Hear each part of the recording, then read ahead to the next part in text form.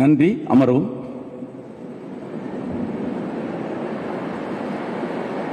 நமச்சிவாயம் வாழ்க, நாதன் தாழ்வாழ்க, இமைப்பொழுதும் என் நெஞ்சில் நீங்காதான் தாழ்வாழ்க. கோகலி ஆண்ட குருமனிதன் தாழ்வாழ்க, ஆகமாகி நின்று அன்னிப்பான் தாழ்வாழ்க. ஏகன் அநேகன் இறைவன் அடி வாழ்க. அண்டர்தம் துயரம் தீர அயோத்திமா நகரில் வந்து தண்டகாருண்யம் சென்று சமுத்திரம் மீது அணையை கட்டி கொண்டல்ரா வரணை மாட்ட கோதண்டம் கையில் ஏந்தும் புண்டரீக காட்சி ராமானந்தன் பொன்னடி கமலனான் போற்றினேன் போற்றி போற்றி. எளியோர்க்கு எளியோராய், இளைஞர்களுக்கு மிகச்சிறந்த எடுத்துக்காட்டாய், சாதாரண விவசாய குடும்பத்திலே பிறந்து தடைகள் பல கடந்து இந்தியாவினுடைய உச்சபட்ச போட்டித் தேர்விலே வெற்றி பெற்று சிங்கமென கர்நாடகாவிலே கர்ஜித்து இளைஞர்களுக்கு ஒரு நிலையான சிறப்பான எதிர்காலத்தை படைத்தே தர வேண்டும் என்ற நோக்கோடு 1000 எதிர்ப்புகள் வந்தாலும் போற்றுவோர் போற்றட்டும், புழுதி வாரி தோற்றுவோர் தோற்றுட்டும், ஏற்றதொரு கருத்தை எவர் எனதுள்ளம் என்றால் எடுத்துரைப்பேன், எவர்களும் நில்லேன் அஞ்சேன் என்று இளைஞர்கள் அனைவரையும் ஈர்க்கின்ற அருமை தலைவனாய் நம்மிடையே இங்கே அமர்ந்திருக்கின்ற,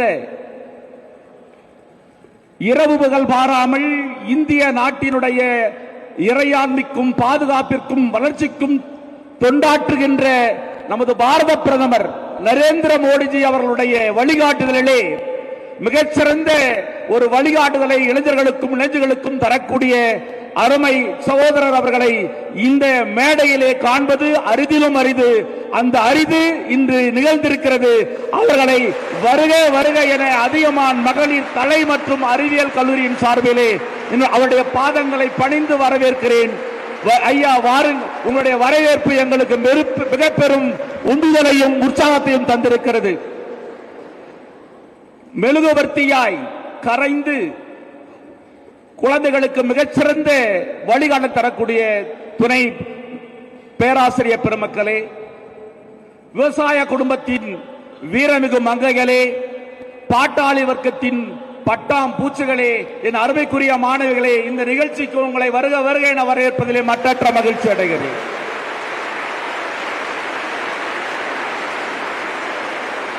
சிறப்பான சொற்பொழிவு, சீரிய சொற்பொழிவு, காலத்தின் கட்டாயத்தில் அமைந்த ஒரு சொற்பொழிவு இங்கே ஒரு எழுச்சி உரையாக திகழ இருக்கிறது. பாரதத்தின் வளர்ச்சியில் இளம் மகளிரின் பங்கு என்பதை தலைப்பாக கொண்டு நம்முடைய மரியாதைக்குரிய அருமை சகோதரர் ஐயா அவர்கள் உங்களுக்கு மிக பெரும் வழிகாட்டுதலை தர இருக்கிறார்கள். அந்த வழிகாட்டுதல் கிராமப்புறத்திலே இருந்து பாட்டாளி வர்க்கத்தினுடைய மக்களாய், விவசாய குடும்பத்தினுடைய குழந்தைகளாய் இங்கே வருகை தந்திருக்கின்ற இந்த குழந்தைகளுக்கு மிக பெரும் ஒரு நம்பிக்கை தர வேண்டும், மிக பெரும் எதிர்காலம் நாம் படைக்க முடியும் என்ற உற்சாகத்தை, உறுதியை தர வேண்டும் என்ற அன்பு வேண்டுகோளோடு எங்கள் அருமை தலைவரை நான் இந்த மீண்டும் ஒரு முறை வருக வருக என வரவேற்று வரவேற்புரையும் தலைமையையும் ஒன்றாக பிடித்துக் கொள்கிறேன். ஏன் என்று சொன்னால் உங்களுக்கும் தெரியும், எனக்கும் தெரியும், நாம் அனைவரும் காத்திருப்பது ஐயாவுடைய எழுச்சி உரைக்காகத்தான். ஆகவே அவர்களை மீண்டும் ஒருமுறை வணங்கி வருக வருக என வரவேற்று மகிழ்கிறேன். நன்றி, வணக்கம்.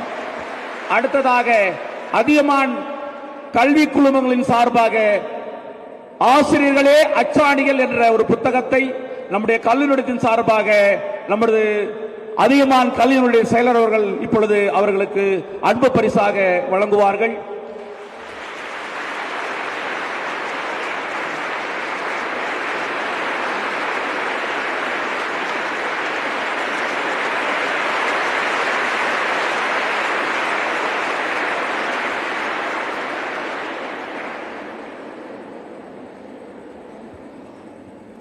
நேரம் கருதி, ஏன்னா அடுத்தடுத்து நிகழ்வுகள் பல இருந்தாலும் இவற்றுக்கிடையிலே நமக்கு நேரம் தந்து அழைத்தவுடனே மறுப்பேதும் சொல்லாமல் வருகை புரிந்திருக்கின்ற போற்றுதலுக்கும் பாராட்டத்தில் உரியவர், ஒப்பாரும் மிக்காரும் இல்லா மிக பெரும் தலைவனாய் எண்ணுவதை சொல்வதை செய் என்று எண்ணம் சொல் செயல் அனைத்தையும் ஒன்றாக கொண்டு ஒப்பற்ற தலைவராய் வருகை புரிந்திருக்கின்ற மரியாதைக்குரிய ஐயா அவர்களை, அண்ணாமலை ஜி அவர்களை வருக வருகிற வாருங்கள் ஐயா. உங்களுடைய எழுச்சி உரையானது எங்களுடைய குழந்தைகளுக்கு வளர்ச்சிக்கு ஒரு உரமாக அமையட்டும். வாருங்கள், உங்கள் உரையை கேட்க காதுகளில் இலை போட்டு காத்திருக்கிறோம். நன்றி, வணக்கம்.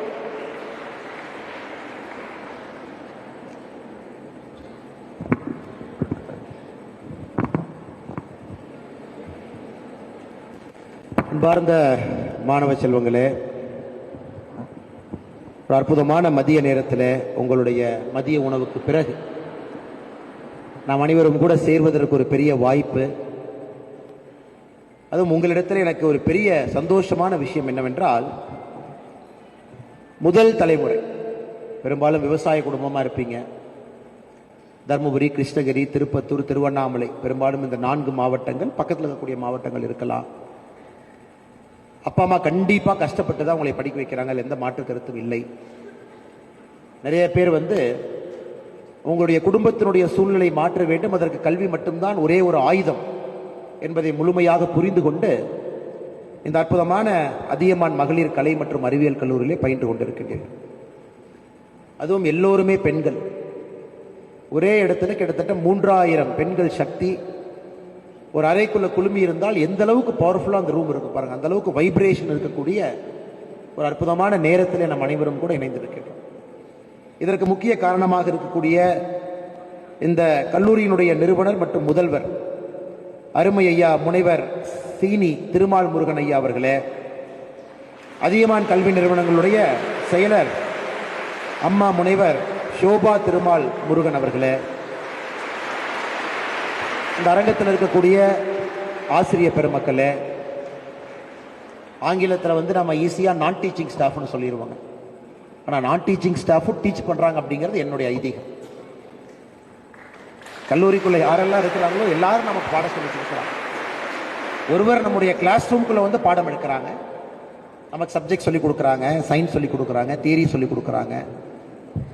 இன்னொருத்தர் கிளாஸ் ரூமுக்கு வெளியே நமக்கு பாடம் சொல்லி கொடுக்குறாங்க. அது இந்த கல்லூரியுடைய வாட்ச்மேன்லேருந்து ஆரம்பித்து நம்முடைய அறையை சுத்தமாக வைத்திருக்கக்கூடிய ஒரு அம்மாவிலிருந்து ஆரம்பித்து நமக்கு தேவையான வசதிகளை செய்து கொடுக்கக்கூடிய பேருந்து ஓட்டுநர்லேருந்து இருக்கக்கூடிய எல்லோருமே உங்களுக்கு பாடம் சொல்லிக் கொடுக்கின்றார்கள். அதனால் எல்லோரையுமே நான் டீச்சிங் ஸ்டாஃப் என்றே சொல்லுகின்றேன். யாரையும் நான் டீச்சிங் ஸ்டாஃப் என்கின்ற வார்த்தையை நான் பயன்படுத்தவில்லை. எல்லோரும் இந்த அற்புதமான அரங்கத்துக்கு வந்திருக்கின்றீர்கள். உங்கள் அனைவருக்கும் என்னுடைய மதிய வணக்கத்தை நான் தெரிவித்துக் கொள்கின்றேன்.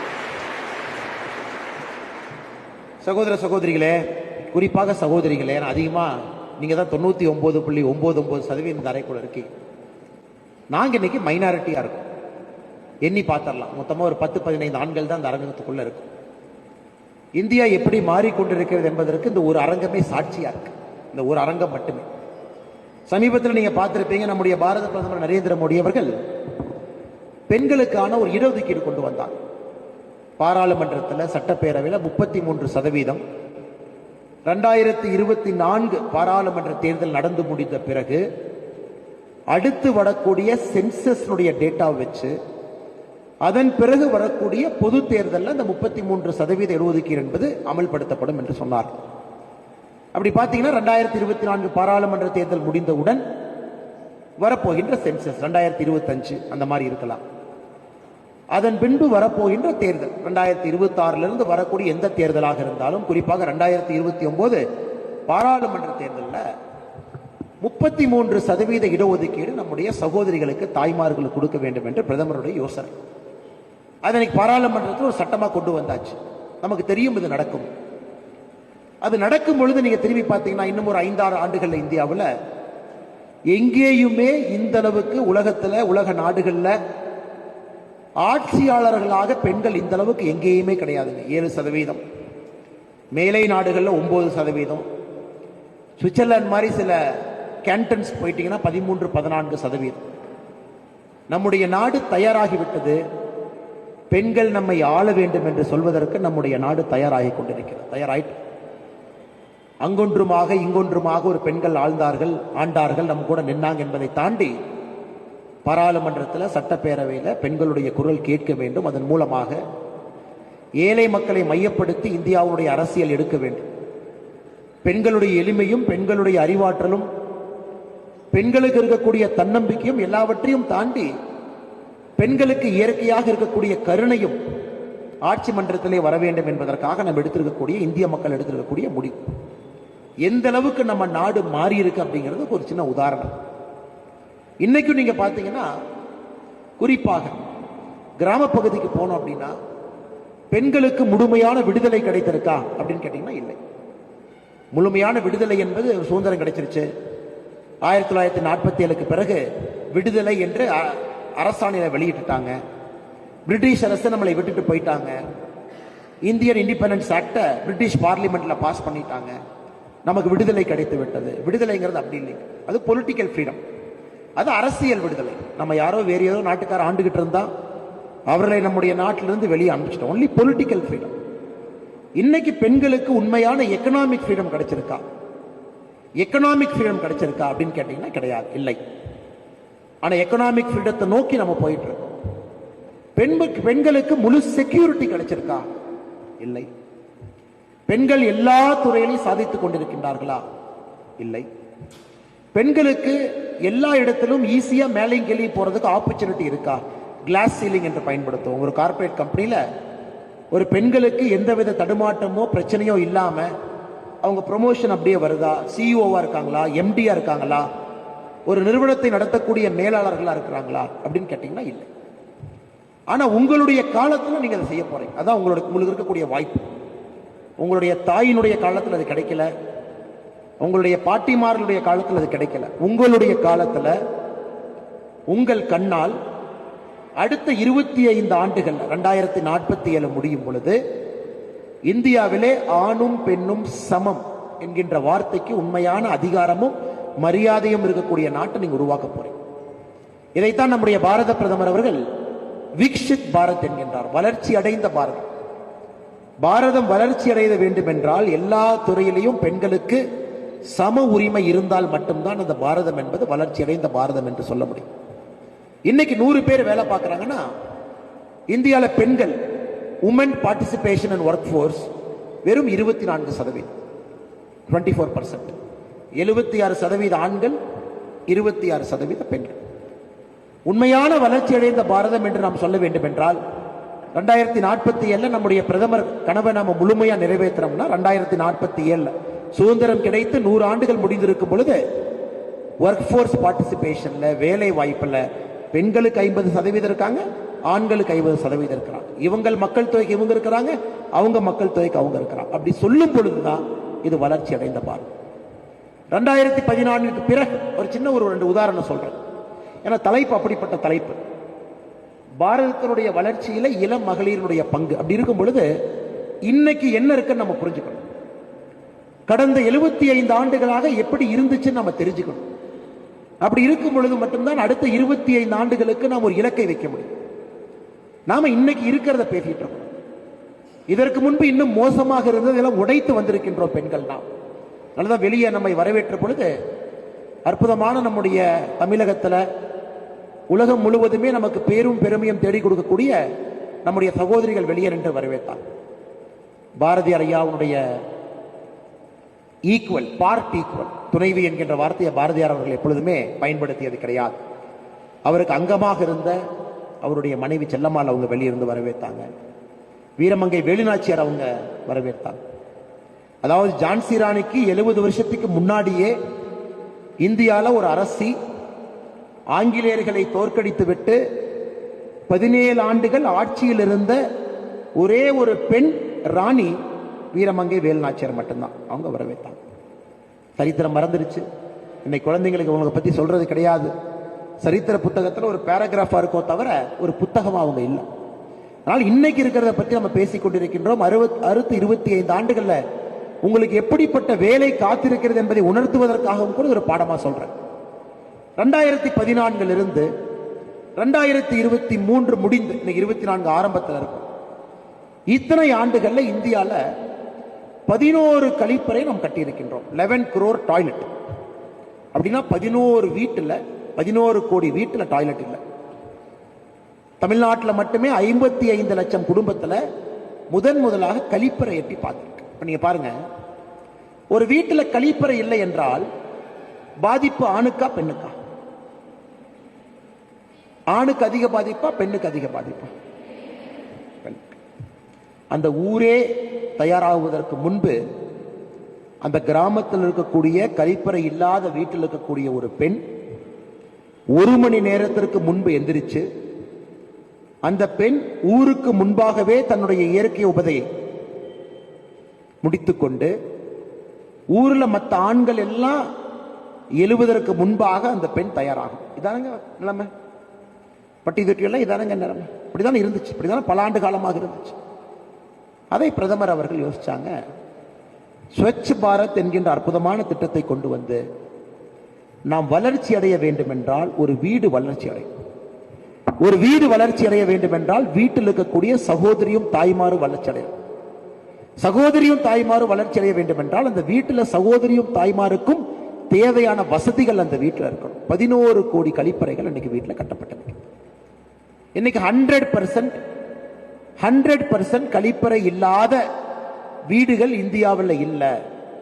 ஓப்பன் டிஃபெகேஷன் ஃப்ரீ, ODF ஃப்ரீ அப்படின்னு ஒரு கிராமமும் சர்டிபிகேட் கொடுக்குறாங்க. ஸோ இத்தனை காலமாக நம்ம நாடு பார்த்தீங்கன்னா ஏதோ ஒரு காலகட்டத்தில் பெண்களை மறந்து அரசியல் நடந்து கொண்டிருந்தது. பெண்களை மறந்து ஆட்சி நடந்து கொண்டிருந்தது. பெண்களை மதிக்காமையே ஆட்சி நடந்து கொண்டிருந்தது. இன்னைக்கு அந்த கழிப்பறை என்கின்ற ஒரு ஆயுதம் கிராமப்புறத்தில் இருக்கக்கூடிய ஒரு சகோதரிக்கு தைரியத்தை கொடுத்திருக்கு. இல்லைங்களா? நான் சொல்றது உண்மையா பொய்யா? கழிப்பறை என்கின்ற ஒரு ஆயுதம் கிராமப்புறத்தில் இருக்கக்கூடிய ஒரு சகோதரிக்கு தைரியம் கொடுத்திருக்குங்களா? கூரை வீட்டில் ஒரு பெண் இருக்காங்க. இப்ப 2வது கேட்டகரிக்கு வரும். ஒரு சகோதரி, ஒரு தாய்மார் கூரை வீட்டில் இருக்காங்க. கூரை வீட்டில் இருந்தா பாதிப்பு ஆணுக்கு அதிகமா பெண்ணுக்கு அதிகமா? ஏன் அதிகம் நினைக்கிறீங்க? ஒரு கூரை வீட்டில் ஒரு குடும்பம் குடியிருக்கிறாங்க. ஓட்டு வீடு கிடையாது, ஒரு குடிசை வீடு. மழை பெஞ்சா தண்ணி ஒழுகும். ஒரு குடும்பம் குடியிருக்கிறாங்க. பாதிப்பு யாருக்கு நினைக்கிறீங்க? ஆண்களா பெண்களா? 2 பேருங்கிறீங்க. ஆனா கழிப்பறைன்னு சொல்லும் பொழுது பெண்கள்னு சொன்னீங்க. கரெக்டா? கழிப்பறையிலே பாதிப்பு என்று சொன்ன பொழுது பெண்கள் என்று சொன்னீங்க. குடிசை வீட்டில் குடியிருக்கும் பொழுது பாதிப்பு என்பது 2 பேருன்னு சொல்றேன். இதிலும் பாதிப்பு பெண்களுக்கு தான் அதிகம். ஏன்னா நான் யாத்திரையில் இருக்கிறேங்க. 145 இடத்தை தாண்டி இன்னைக்கு ஊர்ல நின்று இருக்கேன். ஒரு பெண் என்கிட்ட வந்து சொல்லுவாங்க, ஐயா இந்த கான்கிரீட் வீடு வந்ததுக்கு அப்புறம் தாங்க ஐயா நிம்மதியா மரியாதையா வெளியே நடந்து போக முடியுது. ஏன்னா எங்க வீட்டில் ஒரு பெண் குழந்தை பிறந்திருந்தால் அந்த பெண் குழந்தையை என்னுடைய சொந்த வீட்டில் கல்யாணம் பண்ணி கொடுக்கணுங்கிறது எங்க கனவு. கிராமப்புறத்தில் ரொம்ப வறுமை இருக்கக்கூடிய பகுதியை பார்த்து விட்டு வந்திருக்கிறாங்க. அப்ப ஒரு கான்கிரீட் வீடு வந்த பிறகு என்னுடைய சொந்த வீட்டில் என்னுடைய குழந்தையை திருமணம் செய்து கொடுக்கும் பொழுது எனக்கு அது அவமானமா தெரியலீங்க ஐயா. ஏன்னா என்னுடைய குழந்தை பிறந்த பிறப்பு அப்படி. நீங்க ஒரு விஷயம் புரிஞ்சுக்கணும். OECD என்கின்ற அமைப்பு சமீபத்தில் ஒரு ஆய்வறிக்கை நடத்தினாங்க. ஒரு சமுதாயத்தில் கடைசி 10% இருக்கக்கூடிய வருமானத்தில் ஒரு குழந்தை பிறந்திருந்தால் 50% வருமானத்தை நோக்கி செல்வதற்கு எத்தனை ஆண்டுகள் ஆகும்? இது ஆங்கிலத்தில் சொல்றேன். If a child is born in the last 10% of the economic index, how many years it will take for this child to move to the median income? அதாவது 100 ரூபாய் நம்முடைய ஆண்டு வருமானம் வச்சுக்கிட்டீங்கன்னா சராசரினா 90 ரூபாயிலிருந்து 100 ரூபாய்க்குள்ள இருக்கிறவங்க மேல, 10 ரூபாய்க்குள்ள இருக்கிறவங்க கீழே, பாட்டம் 10%. இதுக்குள்ள ஒரு குழந்தை பிறக்குது, பரம ஏழை. இந்த குழந்தை நடுத்தர குடும்பத்தை நோக்கி செல்வதற்கு எத்தனை ஆண்டுகள் வேணும்னு சொல்லுங்க. கெஸ் பண்ணுங்க. born poor in a poor family, no facility. குழந்தையினுடைய தப்பு கிடையாது, ஆண்டவனுடைய அமைப்பு. எந்த குடும்பத்தில் யார் பிறக்கிறாங்கன்னு யாருக்குமே தெரியாது. அம்பானி குடும்பத்தில் பிறக்கிறதை கண்ட்ரோல் பண்ண முடியாது. ஒரு பரம ஏழையினுடைய குடும்பத்தில் பிறக்கிறது கண்ட்ரோல் பண்ண முடியாது. அந்த மாதிரி பரம ஏழையினுடைய குடும்பத்திலே ஒரு குழந்தை பிறந்திருந்தால் நடுத்தர குடும்பமாக மாறுவதற்கு எத்தனை ஆண்டுகள் தேவைப்படும்? ஒன்று சொல்லுங்க பார்க்கலாம். அவருக்கு 40 years. 20 years. ஓ, படிச்சு அப்படியே மாறிடுவாங்க இல்லைங்களா? அவங்க போய் படிக்கிறாங்க, அதிகமான ஆர்ட்ஸ் காலேஜில் படிக்கிறாங்க, படித்து முடிச்ச பிறகு அவங்களுக்கு ஒரு வேலை, பிளேஸ்மெண்ட் நடக்குது, பெங்களூரில் பிளேஸ் ஆகிட்டாங்க, சென்னையில் பிளேஸ் ஆகிட்டாங்க, குடும்பம் அப்படியே மாறிடுச்சு சார். ஓகே, ஒரு ஆன்சர், ஒரு ப்ராப்பர் ஆன்சர் தான். வேற ஏதாச்சும் உங்களுக்கு பதில் இருக்கா? OECD அமைப்பு, அது உலகத்தில் இருக்கக்கூடிய ஒரு அமைப்பு, Organisation of Economic Cooperation and Development ஒரு அமைப்பு சொல்றாங்க 7 தலைமுறை தேவைப்படும். அப்ப நம்முடைய சிஸ்டர் சொன்ன 20 வருஷம் இல்ல, இங்க நம்ம சிஸ்டர் சொன்ன 40 வருஷம் இல்ல. அந்த குடும்பத்துல எத்தனை பேர் படிப்பாங்க? நம்ம சராசரியை பத்தி பேசிட்டு இருக்கிறோம். எத்தனை பேர் அதிகமான ஆர்ட்ஸ் கல்லூரியில் வந்து படிப்பாங்க? எத்தனை பேர்த்துக்கு வேலை கிடைக்கும்? எத்தனை பேர் வேலைக்கு போவாங்க? அதையும் நீங்க கணக்கில் எடுத்து அதை ஆவரேஜ் பண்ணீங்கன்னா 7 தலைமுறை தேவைப்படுகிறது. ஒரு நாட்டுக்கு கீழே இருக்கக்கூடிய ஒரு குடும்பத்தை நடுத்தரமாக கொண்டு வருவதற்கு ஒரு நாட்டுக்கு 7 தலைமுறை தேவைப்படுகிறது. நாளைக்கு நீங்க சில பேர் இந்த வேலையை செய்வீங்க. கலெக்டரா, போலீஸ் ஆபீசரா, டீச்சரா, ஒரு எம்எல்ஏவா, ஒரு எம்பியா, நீங்கள் இந்தியாவில் அடுத்த 25 ஆண்டுகள்ல அந்த வேலையை செய்யத்தான் போறீங்க.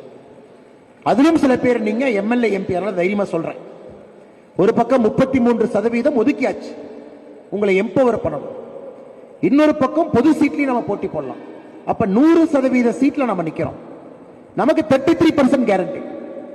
அப்ப நீங்க ஆட்சியாளர்கள் அமர போறீங்க. உங்க திங்கிங் எல்லாமே எப்படி இருக்கும்னா 7 தலைமுறை தேவைப்படுகிறது. ஒரு ஏழை குழந்தைக்கு நடுத்தரமாக வருவதற்கு 7 தலைமுறை ஏன் தேவைப்பட்டது அப்படிங்கிற கேள்விக்கு இப்ப நம்ம பதில் சொல்ல போறோம். அந்த குடும்பத்தில் ஒரே ஒருத்தருக்கு குழந்தை நல்லா படிக்கிறாங்க, அப்பாக்கோ அம்மாக்கோ கேன்சர் வந்துருச்சு. என்ன பண்றது? நம்ம ஊர்ல குரூப் இன்சூரன்ஸ் ஸ்கீம் இருக்குதுங்களா? அண்ணே, உங்களுக்கு என்ன நடந்தாலும் அரசு பார்த்துக்கோ, அந்த மாதிரி இருக்கா? உங்களுக்கு என்ன நடந்தாலும் நாங்க பார்த்துக்கிறோம், நீங்க எதுவும் கவலைப்படாதீங்க.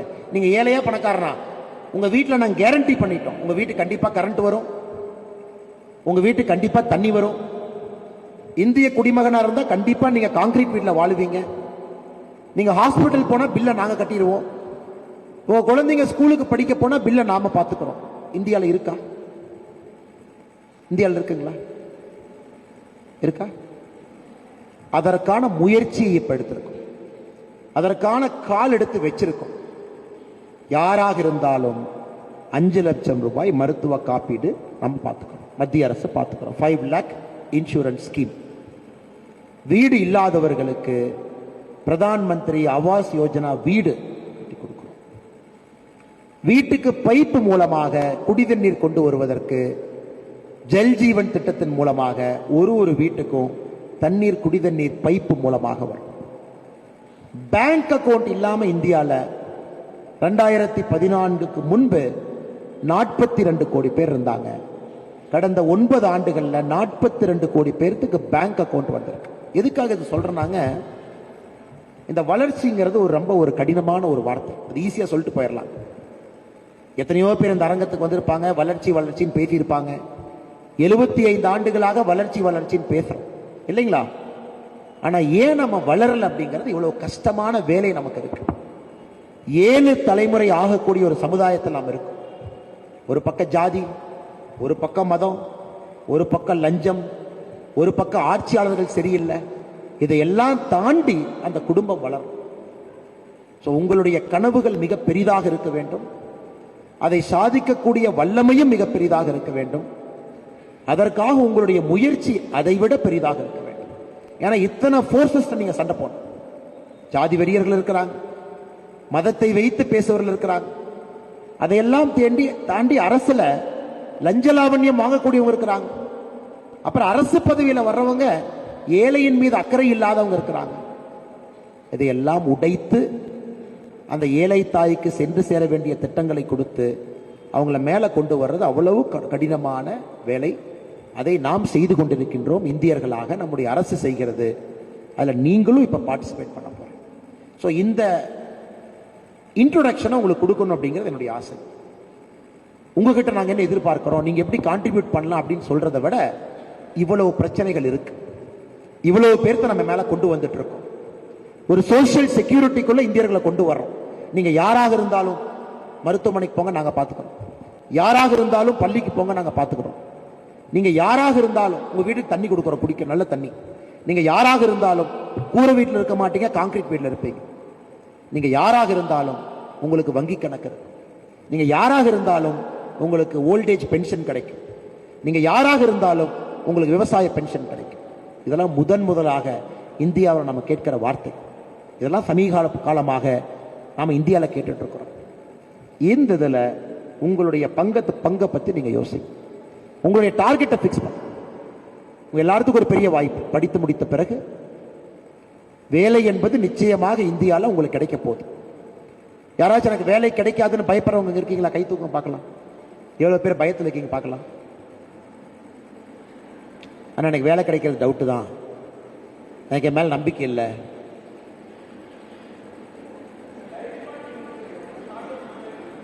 நீங்க கை தூக்க. யாரா அண்ணா எனக்கு வேலை கிடைக்குமான்னு நான் கொஞ்சம் டவுட்ல தான் இருக்கேன். சரி, கேள்வியை மாத்தி கேட்போம். அண்ணா கட்டாயமா எனக்கு வேலை கிடைச்சிரும் சார்.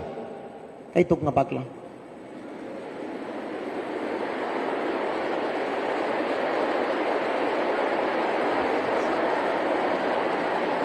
ரெண்டு பக்கமும் சேராதவங்க கை தூக்குங்க பார்க்கலாம்.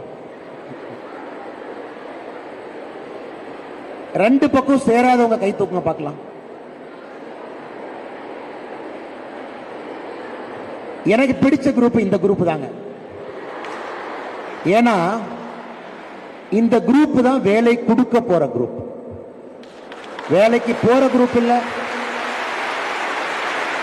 பாருங்க, இந்த குரூப் வேலைக்கு போற குரூப் இல்ல. எனக்கு வேலை கிடைக்குமா அப்படின்னு சந்தேகத்தில் இருக்கிற குரூப் இல்ல. என்னாலும் பார்த்துக்கலாம் சார், ஒரு வேலையை ஆரம்பிப்போம், 2 பேர்த்த வச்சு வேலையை ஆரம்பிப்போம். அது 1 வருஷத்துல 5 பேர் ஆகும். அது 2 வருஷத்துல 10 பேர் ஆகும். ஆண்டவன் கூட இருந்தா 500 பேர் ஆகும், 5000 பேர் ஆகும். தைரியமா இருக்கு. அந்த மாதிரி இருக்கிறவங்க கை தூக்குங்க பார்க்கலாம். தைரியமா தூக்குங்க.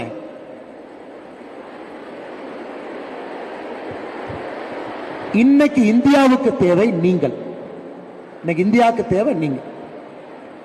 ஏன்னா நம்முடைய பிரதமர் சொல்வது we need job creators. வேலையை உருவாக்கக்கூடிய சக்தி படைத்தவர்கள் நம்முடைய நாட்டிற்கு தேவை என்று நம்முடைய பிரதமர் சொல்றார். ஜாப் கிரியேட்டர்ஸ் நமக்கு வேணும். இதை விட ஒரு அற்புதமான நேரம் உங்க வாழ்க்கையிலே கிடைக்காது. உங்களுடைய தாத்தாக்கு இந்த வாழ்க்கை கிடைக்கல, உங்களுடைய தந்தைக்கு இந்த வாழ்க்கை கிடைக்கல, உங்களுடைய குழந்தைகளுக்கும் இது போன்ற ஒரு இந்தியா கிடைக்க போறதில்லை. அற்புதமான நேரத்துல நம்முடைய நாடு இருக்கு.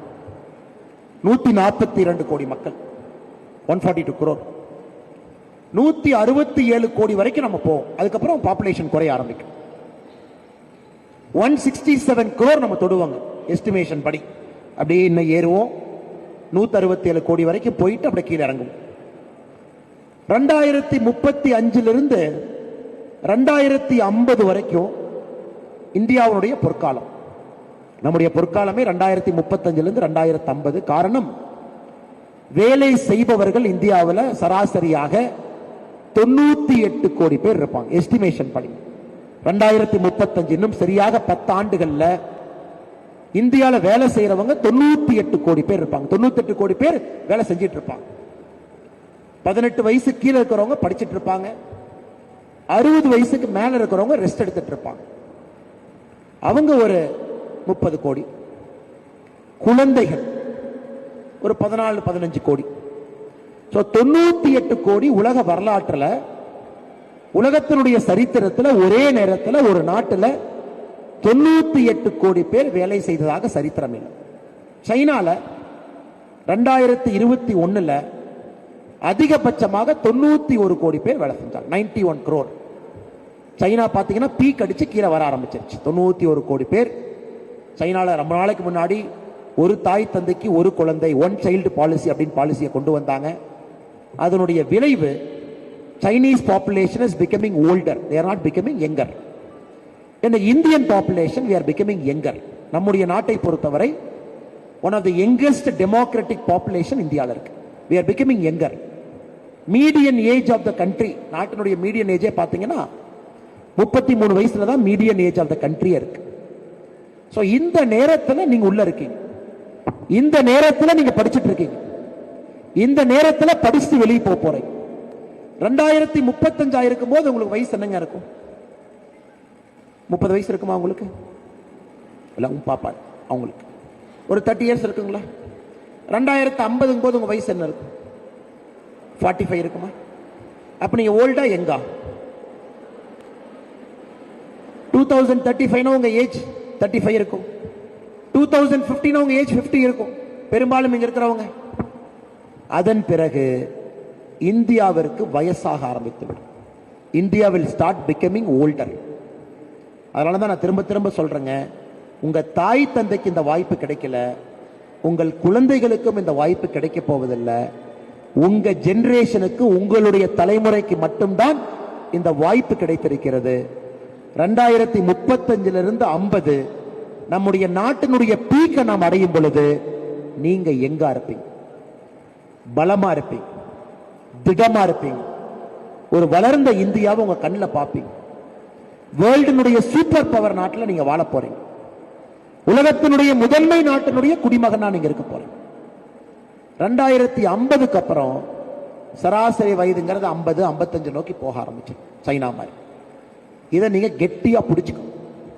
இதைத்தான் நம்முடைய பிரதமர் அவர்கள் அமிர்த காலம்ங்கிறார். அமிர்த் காலம், இதை அமிர்த காலம்.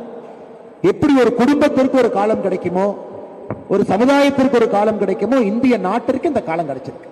2035 50 அப்படிங்கிறத ஒரு டைரியில நீங்க எடுத்து எழுதி வச்சு, ஒரு பேப்பர்ல எழுதி வச்சு, 2035 இந்த அரங்கத்தில் இருக்கக்கூடிய நீங்கள் அனைவருமே you should be a person of significance. சமுதாயத்தில் ஒரு நோட்டட் பர்சனாலிட்டியா நீங்க இருக்கும். இன்னைக்கு எப்படி நம்முடைய திருமால் முருகன் ஐயா கல்லூரி நடத்துறாரு, 3000 பேர் படிக்கிறாங்க, ஸ்கூல் நடத்துறாரு, பெருமையா நடத்துறீங்க, பிஎட் கல்லூரி நடத்துறாரு, கம்யூனிகேஷன் ஸ்கூல் நடத்துறாங்க, மெட்ரிகுலேஷன் ஸ்கூல் நடத்துறாங்க. ஸோ திருமால் முருகன் ஐயாவை பொறுத்த வரைக்கும் இத்தனை பேரனுடைய வாழ்க்கையை தீர்மானிக்கக்கூடிய ஒரு சக்தியா இருக்காங்க. Is a person of significance.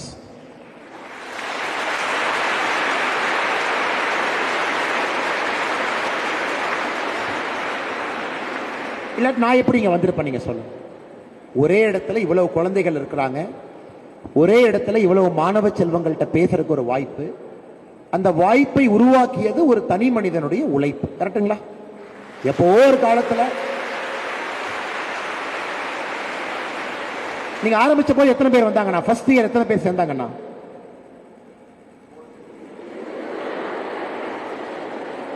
So ஆரம்பித்த முதல் வருஷம் என்பது 400. இப்பங்கண்ணா மொத்த ஸ்டூடெண்ட்ஸ் எவ்வளவுங்கண்ணா? மொத்தம் எல்லாம் சேர்ந்து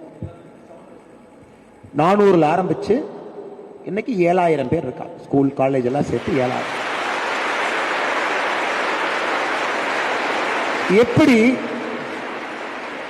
எப்படி திருமால் முருகன் ஐயாவுக்கு 15-20 ஆண்டுகள் தேவைப்பட்டதோ, அதே 15-20 ஆண்டுகள் உங்க கையில் இருக்கு. உங்க கையில் அது இருக்கு. 2035 50 இந்த வாய்ப்பை நீங்க தவற விட்டுட்டீங்கன்னா திரும்ப இந்த வாய்ப்பு இந்தியாவில் எந்த தலைமுறைக்கும் கிடைக்க போவது கிடையாது. இதை முழுமையாக நீங்கள் பயன்படுத்த வேண்டும். வளர்ச்சியில நம்முடைய பெண்களுடைய பங்கு. பொலிட்டிக்கலா எம்பவர் ஆயிட்டீங்க, எம்எல்ஏ எம்பி ஆயாச்சு, எக்கனாமிக் ஃப்ரீடம் வந்துருச்சு. சகோதரிகளுக்கு 2035 பொழுது இந்தியாவிலே கட்டாயமாக ஏழை என்கின்ற ஜாதி நம்முடைய நாட்டில் இருப்பதற்கு வாய்ப்பு இல்லை. எல்லாருக்கும் பென்ஷன் வந்திருக்கும், எல்லாருக்கும் ஹெல்த் கேர் வந்திருக்கும், எல்லாருக்கும் ஃப்ரீ எஜுகேஷன் வந்திருக்கும். அதை நோக்கி நம்ம போக ஆரம்பிச்சிட்டோம். அதற்கான விதையை மோடி போட்டாரு, அதற்கான பாதையில கூட்டிட்டு போயிட்டு இருக்காரு. 2035 போது இன்னும் 11 ஆண்டுகள் இருக்கு. அந்த நேரத்தில் நீங்க ஒரு பர்சன் ஆஃப் சிக்னிபிகன்ஸா இருக்கும். இன்னைக்கு உலகத்தில் நம்ம எவ்வளவு பெரிய நாடுங்க, பொருளாதாரத்தில் how big is our country? யாராச்சும் பதில் சொல்லுங்க பார்க்கலாம். பொருளாதார நாட்டில் இந்தியா எவ்வளவு பெருசு, எத்தனாவது இடத்துல இருக்கும் சொல்லுங்க சார். கிளாஸ் ரூம்ல நிறைய கேள்வி கேட்பாங்க, எஸ்கேப்பா இங்க வந்தா நீங்களும் மைக் எடுத்து திரும்ப திரும்ப அதே கேள்வி கேட்குறீங்க. பொருளாதாரத்தில் நம்ம எத்தனாவது இடத்துல இருக்கும்? 7, 8, 8வது நாடு சார், 9வது நாடு, 13வது நாடா இருப்போம் சார். சும்மா சொல்லுங்க ஒரு நம்பர். என்னங்க சத்தமா சொல்லுங்க. 7, 5, என்னங்க 3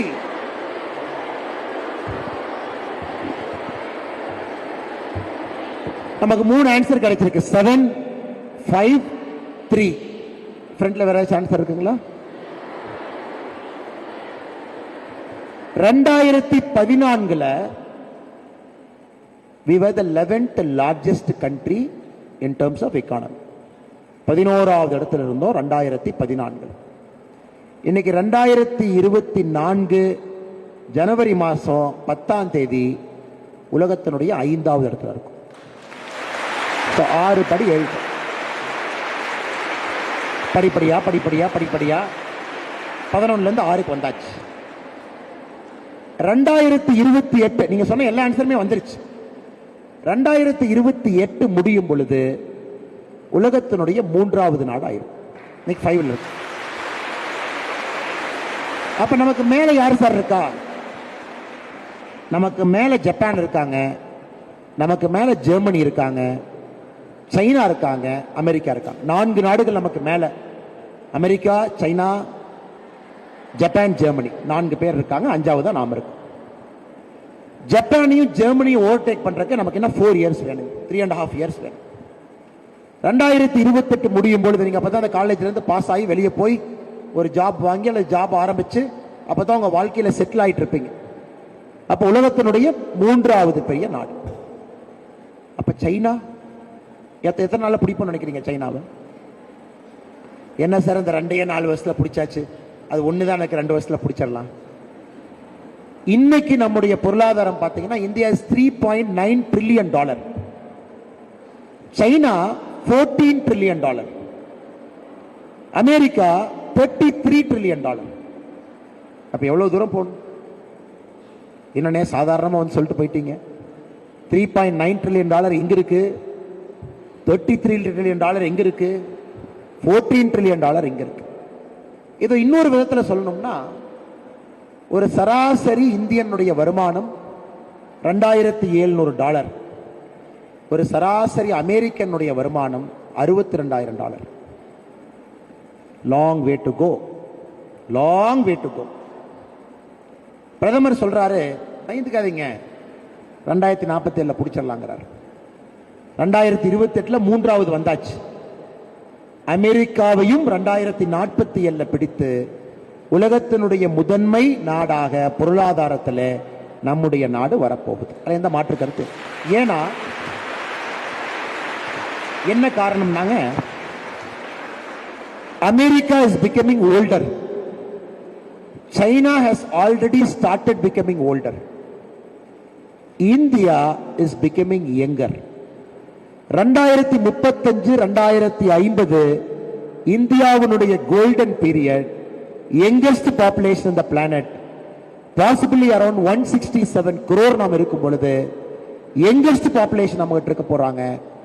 அவ்வளவு இன்ஜினியர்ஸ், அவ்வளவு டாக்டர்ஸ் வருஷத்துக்கு, அவ்வளவு சயின்டிஸ்ட், அவ்வளவு அரசு அதிகாரிகள், அவ்வளவு தொழில் முனைவோர்கள், அவ்வளவு மகளிர் சுயதீவு குழுக்கள், அத்தனை பேர் நம்ம நாடு ஒரு ஆண்டுக்கு உருவாகும்.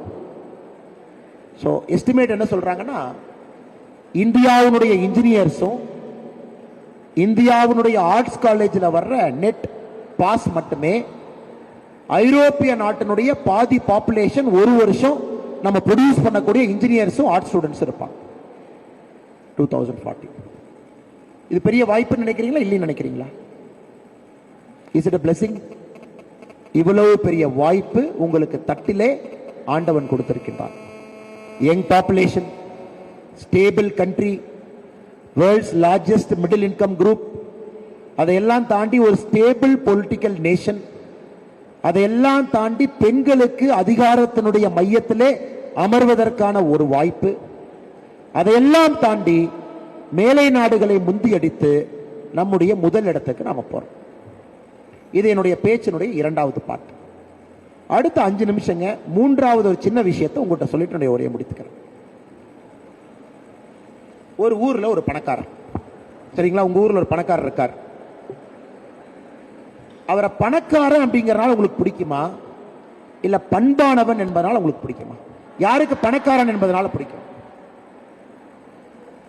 யாருக்கு பண்பு அப்படிங்கறனால பிடிக்கும்? ரைட். அப்ப நாம 2035 ஆகும் பொழுது நாம் பணக்காரராக வேண்டுமா, பண்பானவராக வேண்டுமா? பண்பானவர் ஆகும். இப்ப இந்தியன்ஸ் பண்பானவர் நினைக்கிறீங்களா? இல்லையா? ஏன் இல்லைங்கிறீங்க சொல்லுங்க.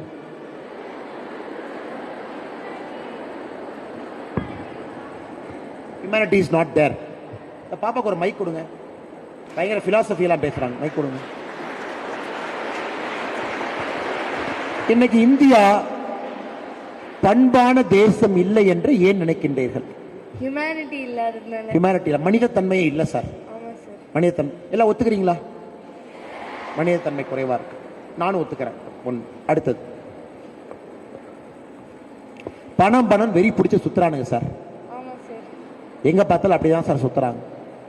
எல்லாம் ஒத்துக்கிறீங்களா? Selfishness sir. பப்ளிக் சர்வீஸ் ரொம்ப புவரா இருக்கு சார்.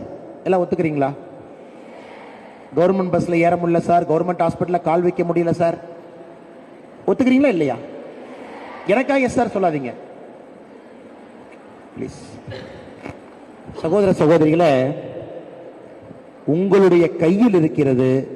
இந்த நாட்டை பண்பான தேசமாக மாற்றக்கூடியது உங்களுடைய கையில மட்டும்தாங்க இருக்கு. யார் கையில? நாங்கெல்லாம் சேர்ந்து பணக்கார நாடா மாத்திரலாம். பொருளாதாரம், economic output, industry, investment summit, பல லட்சம் கோடி பணம் வந்துச்சு. ஆப்பிள் வந்துச்சு, வாட்ச் மேனுஃபேக்சர் பண்றாங்க, செல்போன் மேனுஃபேக்சர் பண்றாங்க, ஸ்பெஷல் எக்கனாமிக் ஜோன், தொழிற்சாலைகள் எல்லாம் பண்ணிடலாம். ஆனா பண்பு மட்டும் ஒரு சமுதாயம் உருவாக்கும். பண்பை அரசாங்கம் உருவாக்க முடியாது. இன்னைக்கு உங்களுக்கு இருக்கக்கூடிய மிகப்பெரிய சவால், என்னுடைய பேச்சினுடைய 3வது பகுதி, 2035 இது பணக்கார தேசமாக இருந்து பண்பான தேசமாக இல்லைன்னா நீங்க எங்கேயோ தவறு பண்ணிட்டீங்கன்னு அர்த்தம். பணக்கார தேசமா இல்லைன்னா அரசாங்கம் தவறு பண்ணிட்டாங்கன்னு அர்த்தம். பணக்கார தேசமும் இல்லை, பண்பான தேசம் இல்லைன்னா நம்ம 2 பேரும் சேர்ந்து தவறு பண்ணிருக்கோம் அர்த்தம். பண்பான தேசத்தை உருவாக்கக்கூடியது உங்களுடைய கையில் இருக்கு. அப்படின்னா பண்புனா கலாச்சாரம். கலாச்சாரத்தை இழந்துட்டோம். நம்முடைய பழைய கலாச்சாரம் போயிடுச்சு. அந்த பழைய கலாச்சாரத்தை மீட்டெடுப்பதற்காக நாம் முயற்சி எடுக்கிறோம். திரும்ப நம்ம கலாச்சாரம் வரணும். ஆசாதி கா அமிர்த் மகோத்சவ், சுதந்திர தின மகிழ்ச்சி பெருவிழான்னு பிரதமர் சொல்றார். 75 ஆண்டுகள் சுதந்திரம் ஆச்சு. இந்தியாவில் யாரெல்லாம் சுதந்திரத்துக்கு சண்டை போட்டாங்களோ அவங்களெல்லாம் போய் பாருங்கன்னு பிரதமர் சொல்றாங்க. நீங்க ஹானஸ்டா நெஞ்சில கை தொட்டு கை தூக்கணும். சார், தமிழ்நாட்டில் ஒரு சுதந்திர போராட்டத்தினுடைய தியாகி வீட்டுக்கு நான் போய், அவர் இல்லைனா கூட அந்த வீட்டுக்கு போய் அவருடைய குழந்தைகளுக்கு ஒரு வணக்கம் சொல்லிட்டு அந்த ஆத்மாக்கு என்னுடைய வணக்கத்தை சொல்லிவிட்டு வந்தேன் அப்படின்னு யாராச்சும் இருக்கீங்களா? இருக்கீங்களா? நான் செல்லம்மாள் அவர்களுடைய இல்லத்திற்கு சென்றேன். மகாகவி சுப்பிரமணிய பாரதியாருடைய எட்டயபுர வீட்டுக்கு போனேன்.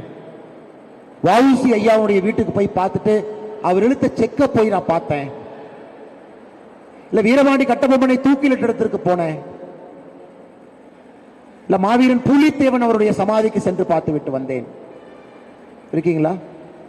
இல்ல வீரன் அழகுமுத்துக்கோனுடைய ஊருக்கு சென்று அங்க பார்த்தேன். இல்ல நெல்கட்டு சேவலுக்கு போய் பார்த்தேன்.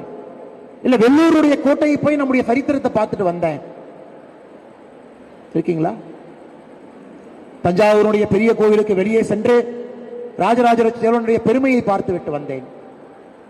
கங்கை கொண்ட சோழபுரத்திற்கு போனேன், ராஜேந்திர சோழனுடைய பெருமையை பார்த்தேன். இருக்குமா? யாராச்சும் இருக்கீங்கன்னா கைத்தோ. பாப்பா அவங்களும் 12th படிக்கிறாங்க. இதை எனக்காக நீங்க பண்ணுவீங்களா? அடுத்த ஒரு வருஷத்துல நான் ஒரு எஃபர்ட் பண்ணுவேன் சார். குறைந்தபட்சம் ஒரு 4 சுதந்திர போராட்ட தியாகிகள் வீட்டுக்கு போய் பார்த்துட்டு வரேன். நானே போவேன், வணக்கம் சொல்லுவேன். முதல்ல எங்க ஊர், நான் பிறந்த மாவட்டத்தில் இருக்கக்கூடிய சரித்திரத்தை முதல்ல படிப்பேன். பண்ணலாங்களா? இதுதாங்க சார் பண்பாடு.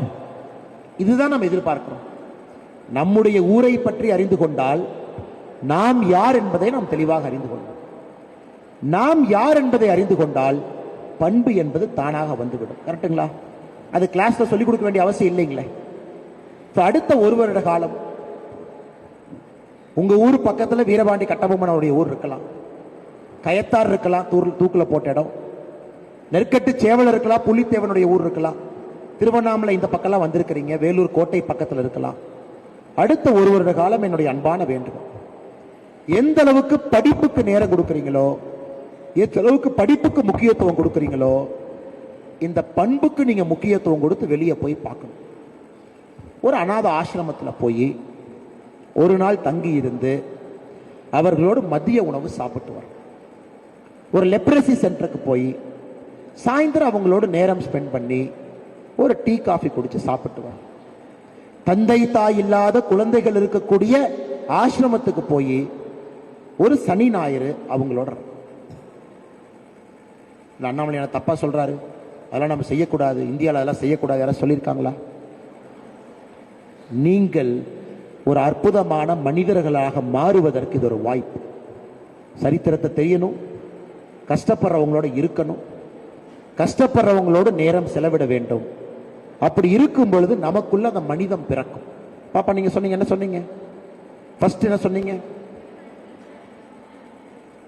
அந்த பாப்பாவுடைய கேள்விக்கான பதில் ஹியூமனிட்டி எப்ப வரும் அப்படின்னாங்க, ஒரு சக மனிதனுடைய கண்ணீரை நம்முடைய கண்ணீராக பார்க்கும் பொழுது, ஒரு ஏழை தாயினுடைய பசியை நம்முடைய பசியாக பார்க்கும் பொழுது.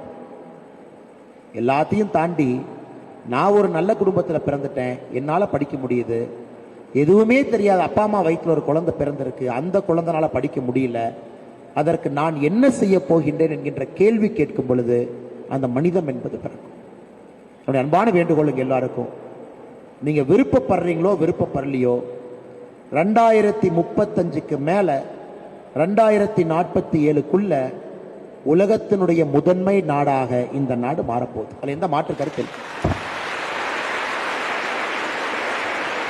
11 ஆரம்பித்து 5க்கு வந்தாச்சு, 5வது 2028 3க்கு போயிடும். அமெரிக்கா ரொம்ப தூரத்தில் இருக்கு, பிடிச்சிரும். ஏன் நிலாவுக்கு போக முடியாதுன்னு சொன்னாங்க, போயிட்டு வந்துட்டோம்லங்க. இந்த நாட்டில் பாதி நேரம் முடியாது முடியாதுன்னு தான் பேசுறாங்க. நிலாவுக்கு, அதுவும் சவுத் போலுக்கு இதுவரை உலகத்தில் எந்த நாடுமே போனது கிடையாது. ஈக்குவேட்டர் போயிருக்காங்க, நிலாவினுடைய மத்திய பகுதிக்கு போயிருக்காங்க. நிலாவினுடைய மத்திய பகுதி போலுக்கு சென்ட்ரல் இருக்கக்கூடிய, 2 போலுக்கு சென்ட்ரல் இருக்கக்கூடிய பகுதி. ஆனா சவுத் போலுக்கு எந்த நாடும் போறதை பத்தி யோசிக்கல, அதுக்கே போயிட்டு வந்தாச்சு. இன்னைக்கு சூரியனை நோக்கி போக முடியாதுன்னு சொல்றாங்க. நம்முடைய ஆதித்யா சூரியன் பக்கத்தில் நின்று இருக்கு, பாத்தீங்களா பேப்பர்லாம். இன்னைக்கு இந்தியாவை பொறுத்தவரை முடியாது என்கின்ற வார்த்தைக்கு இந்த நாட்டில் மரியாதை கிடையாது. முடியும் என்று சொல்லுகின்ற மனிதர்களுக்கு மட்டும்தான் அந்த நாட்டில் மரியாதை. இத்தனை காலமா முடியாது முடியாது முடியாதுன்னு சொல்லி நம்ம நாட்டில் வண்டி ஓட்டிட்டோம். இனி முடியும் என்கின்ற வார்த்தையை சொல்ல ஆரம்பிச்சிருக்கு. உலகத்தினுடைய முதன்மை நாடாக வர முடியும், அமெரிக்காவை எட்டி பிடிக்க முடியும், பணக்கார நாடாக மாற முடியும். நீங்கள் எல்லாம் மனசு வைத்து இந்த நாட்டை பண்பான ஒரு நாட்டா மாற்றும். கடைசியா ஒரே நிமிஷத்துல முடிச்சுக்கிறேன். இது ஏன் நான் உங்ககிட்ட சொல்றேன், ஏன் ஆண்கள்கிட்ட சொல்ல? ஏன் நாம குறிப்பிட்ட இந்த காலேஜுக்கு வந்தோம், 3000 குழந்தைகிட்ட பேசணும்னு வந்திருக்கோம்னா, பெண்களுக்கு இயற்கையாகவே கருணை இருக்கும், பெண்களுக்கு இயற்கையாகவே எம்பத்தி இருக்கும், பெண்களுக்கு இயற்கையாகவே சகிப்புத்தன்மை இருக்கும். ஒரு மனிதம் வர வேண்டும் என்றால் அந்த 3 இருக்கணும். கருணை இருக்கணும், சகிப்புத்தன்மை இருக்கணும், பொறுமை இருக்கணும். உங்ககிட்ட இருக்கு. ஆனால் நீங்க ஆரம்பிங்க அந்த மாற்றத்திற்கான விதை. உள்ளூரில் இருக்கக்கூடிய சுதந்திரத்திற்கு பாடுபட்டவர்கள், முன்னாள் தலைவர்கள், உங்க ஊரில் இருக்கக்கூடிய பாரம்பரிய சின்னம் அதியமான் அப்படின்னு வச்சிருக்கணும். அதியமான்ல எத்தனையோ மன்னர்கள் இருந்தாங்க. அதியமான் மன்னர் ஒருத்தரா பல பேருங்களா? அதியமான் ஒரு மன்னரா பல மன்னருங்களா? எத்தனை பேர் நினைக்கிறீங்க அதியமான்னா ஒரு மன்னர்? எத்தனை பேர் நினைக்கிறீங்க அதியமான்னா பல மன்னர்?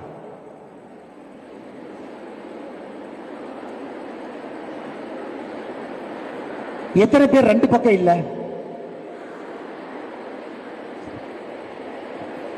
அதியமான் பல மன்னர்கள் இருந்தார். ஆனா அவ்வை பாட்டிக்கு நெல்லிக்கனி கொடுத்த மன்னன் நெடுமானஞ்சி. அதியமான் பரம்பரையிலே வந்த ஒரு மன்னன் தான் நெல்லிக்காய் கொடுத்தார், அதியமான் மன்னன் கொடுக்கல. இன்னைக்கு ஏன் தமிழ்நாடு ஃபுல்லா போனீங்கன்னா, ஏன்னா நீங்க அதியமான் மன்னனுடைய ஊர்ல இருக்கிறீங்க. இதெல்லாம் ஒரு காலத்திலே அதியமான் மன்னன் ஆண்ட ஊர். இதெல்லாம் அதியமான் மன்னன் ஆண்ட ஊர். அது அதியமான் என்றால் சோழ மன்னனை போல பல தலைமுறைகள் ஆண்டான். அதுல நெடுமான் அஞ்சி தான் அவை மூதாட்டிக்கு நெற்கனி கொடுத்தார். அது ஏன் இன்னைக்கு நெடுமான் அஞ்சிய நம்ம அதியமான் மன்னன் சொல்லி தமிழ்நாடு முழுவதுமே கடையேல் வள்ளல்னா அதியமான், கடையேழு வள்ளல்னா அதியமான் ஏன் எல்லா பாட குழந்தைகளும் படிக்கிறாங்க? நெடுமான் அஞ்சி எந்த அளவுக்கு வீரம் இருந்ததோ அந்த அளவுக்கு அந்த மன்னனுக்கு ஈரம் இருந்துச்சு. அதனாலதான் தனக்கு வந்த நெற்கனியை அவை மூதாட்டிக்கு கொடுத்து, அவை மூதாட்டி மூலமாக தன்னுடைய தாய்மொழி தமிழ் மொழி வளர வேண்டும் என்று நினைத்தான். அதனாலதான் அந்த கல்லூரிக்கு ஐயா வந்து அதியமான் பேர் வச்சிருக்கார், நெடுமான் அஞ்சியினுடைய பேர் வச்சிருக்கார், அதியமான் பரம்பரையினுடைய பேர் வச்சிருக்கார். அதனால எத்தனையோ மன்னர்கள் இருந்தாலும் மனிதர்கள் இருந்தாலும் நீங்கள் அனைவருமே நெடுமான் அஞ்சியை போல் வர வேண்டும் என்று வாழ்த்தி பாராட்டி வாய்ப்பு கொடுத்த முனைவர் திருமால் முருகன் ஐயா அவர்களுக்கு நன்றி கலந்த வாழ்த்துக்களை வணக்கங்களை தெரிவித்து, முனைவர் சோபா திருமால் முருகன் அவர்களுக்கு என்னுடைய வாழ்த்துக்களை வணக்கங்களை தெரிவித்து, இங்க வந்திருக்கக்கூடிய எல்லா ஆசிரியர் பெருமக்களுக்கும் என்னுடைய வாழ்த்துக்களை வணக்கங்களை தெரிவித்து என்னுடைய உரையை முடித்துக் கொள்கின்ற. நன்றி, வணக்கம். பாரத் மாதா கி ஜெய்.